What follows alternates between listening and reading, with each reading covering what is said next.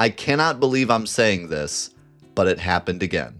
A revolutionary new Final Fantasy VII skip is in the works right now, and this skip might change every single skips category of Final Fantasy VII, including the biggest one, PS1 any percent. So I wanted to make this video to update everyone on what's going on with this skip. I waited a little bit because things have been changing every single day, but at this point, so many people are asking me if I've seen it yet, and I want to get everyone up to speed with it and shout out all of the people that are working super hard to make it possible. So first of all, let's talk about what's going on. Remember back when I made my big video about the calm skip and I said this? Not only that, but this is a brand new type of glitch, and who knows what it has in store for us down the road.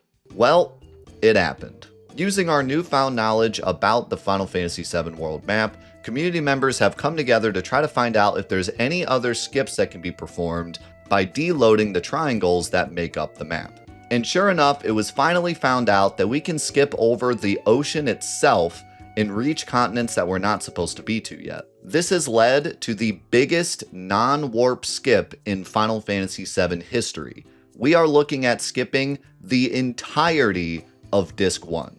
We are now looking at a speedrun that completes Midgar and then walks directly to the City of the Ancients. And of course, the incredible thing about this is that it will in theory work on every single platform. Right now in Final Fantasy VII speedrunning, the PC version warps to the end of the game as soon as it completes Midgar, but every other version of the game does pretty much the entire game, with small skips like Calm Skip and Cosmo Canyon Skip. But we are now looking down the barrel of a speedrun that skips Calm Skip and Cosmo Canyon Skip, goes straight from Midgar all the way to the city, fights Jenova Life, and starts Disc 2. The best thing about this skip is that it could be a huge motivation to run the game again. Calm Skip was awesome because we skipped a huge, boring, slow part of the speedrun, but it didn't really change the route of the speedrun too much. But this would drastically change how the entire speedrun is played. First of all, the characters' levels will be much lower than usual.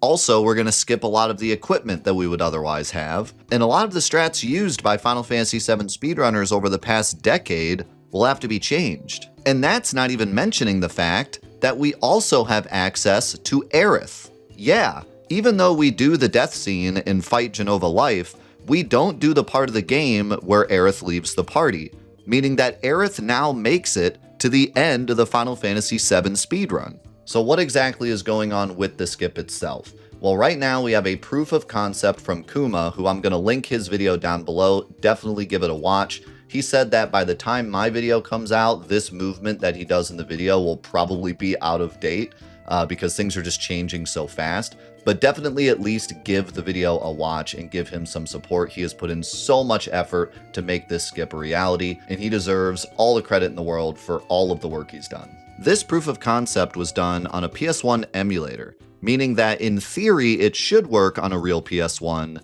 but there's one big problem. In order for the skip to work, the player cannot get into any random battles while doing all of the movement on the world map. And right now, there's no feasible way to do that on PS1. Kuma and other community members, such as Ffvii, are working on a setup on PS1 that will manipulate all of the random encounters, similar to the old version of Cosmo Canyon Skip. Until a setup is found that can manipulate all of the random encounters, this skip cannot be reliably done on PS1. However, all of the other versions of Final Fantasy VII have a green light for this skip. The PC version has a game over glitch which allows you to get to the world map with no random encounters. And the PS4 Xbox versions of the game have the cheat boosters which allow you to turn off random encounters. This means that the no warp categories on PC and the booster categories on PlayStation 4 and Xbox all could use this skip to save a massive amount of time. I believe the first person to do a full run of the game with this skip was Zeal, who did it on the Xbox version of the game with the boosters. Now, depending on the category we're talking about and how much backtracking needs to be done, we're looking at saving over an hour, maybe an hour and a half, maybe even 2 hours off of some of these speedruns.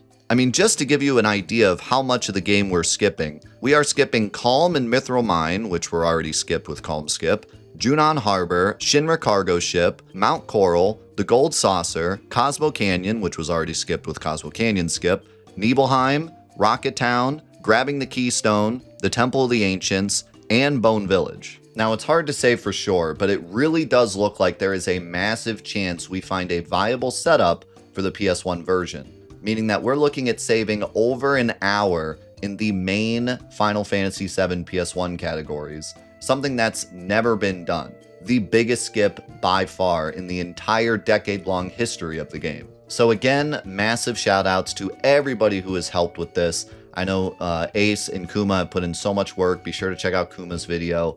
I know Mies Baker and Dino have also put in a bunch of work, but a lot of people have pitched in. So thanks to everybody in the community who has helped. I'll be sure to let you guys know if a PS1 viable strat is found and how it affects everything moving forward.